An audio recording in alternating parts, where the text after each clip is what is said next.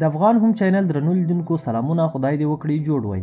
په نننۍ ویډیو کې د وخت مدیریت لپاره یو ویشت ټکي چې باید پرې پوه شئ ترڅو په دنده کې مو بریالي شئ.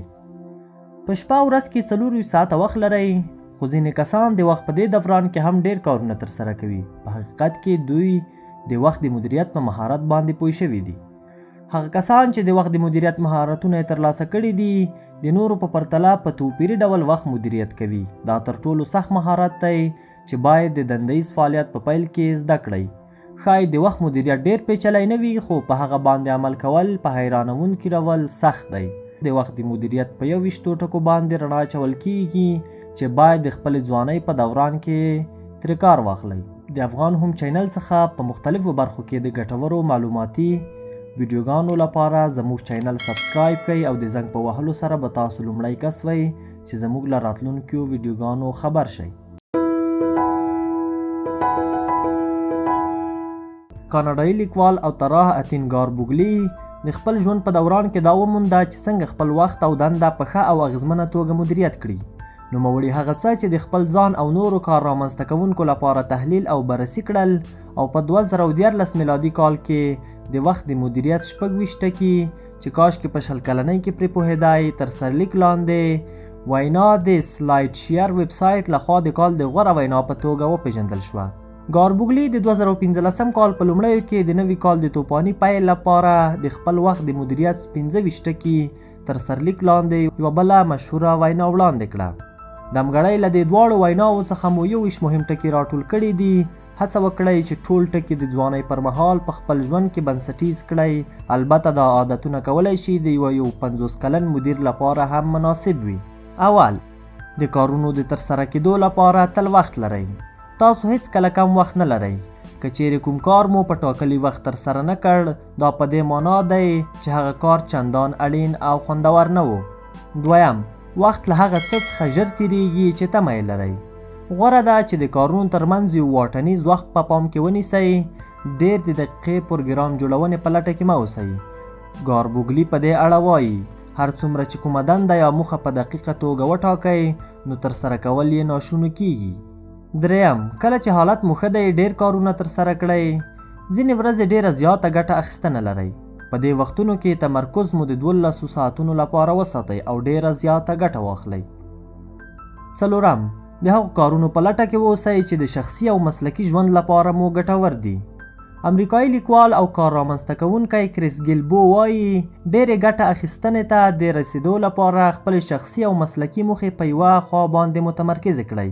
د بیلګې په توګه، که جاپان ته له سفر کولو سره مینه لرئ خو نه مو خوښیږي چې هلته کار وکړئ، پر ځای د دې چې د جاپاني ژبې د زده کړې په صنفونو کې ګډون وکړئ، څو میاشتې په ښوونیزه دوره کې تېرې کړئ چې د دندهیزو تجربو د ښه والي سبب مو شي. پنځم، په ځان باندې فشار راوړل له دندهیزې ستړیا سره توپیر لري.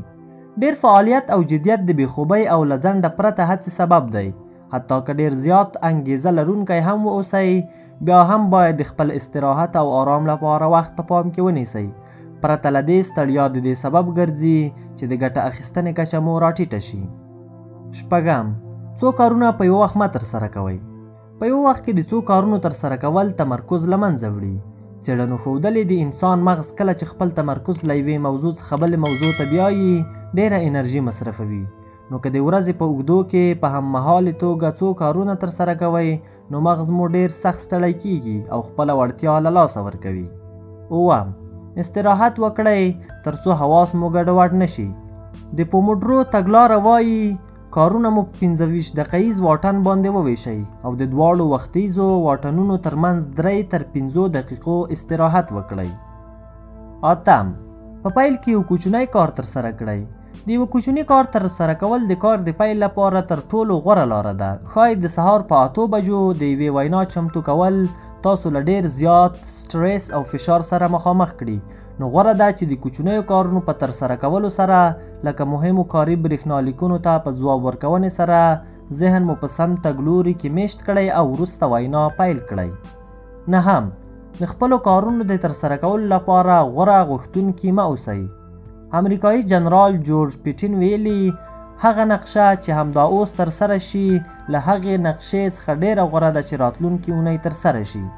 لسم، اوږد کاري ساعت د ډېرې ګټه اخیستنې په معنا نه دی. ښایي داسې تصور وکړئ چې د میز شاته د اوږدې مودې لپاره ناستی، کارونه مو پخپله بشپړیږي. هر څومره چې توان لرئ ترسره یې کړئ، تر څو پر ځای د دې چې اړ شئ تر ډېر وخته کار وکړئ. هغه کارونه چې په لاس کې لرئ په ټاکلي وخت کې ترسره کړئ.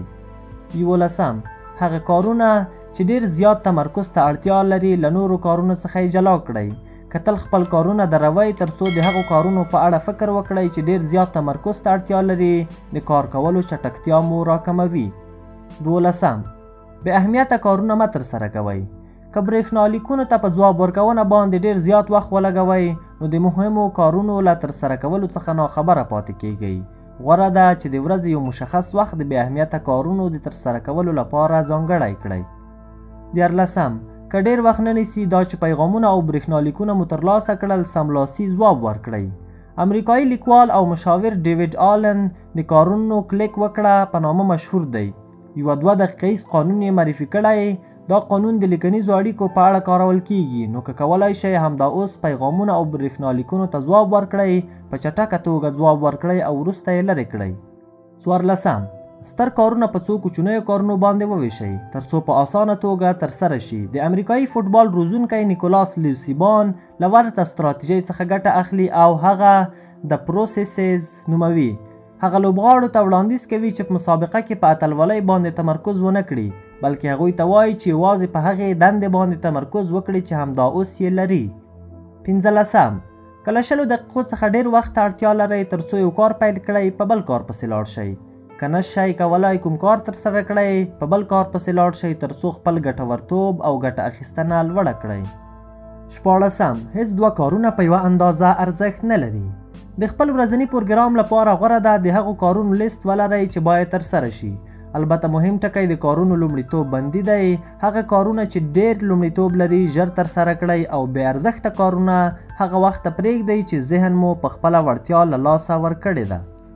19 د هرې ورځې اړین کار مشخص کړئ. د خپلو کارونو د لومړیتوب بندۍ لپاره باید وګورئ چې کوم کار ډېر اهمیت لري تر څو خپل وخت او انرژي پرې مصرف کړئ. 18 ځینې کارونه نورو ته وسپارئ. د دې لپاره چې ښه پایله ترلاسه کړئ نه باید په دې اړه فکر وکړئ چې ټول کارونه په خپله ترسره کړئ، نو ځینې کارونه نورو ته وسپارئ.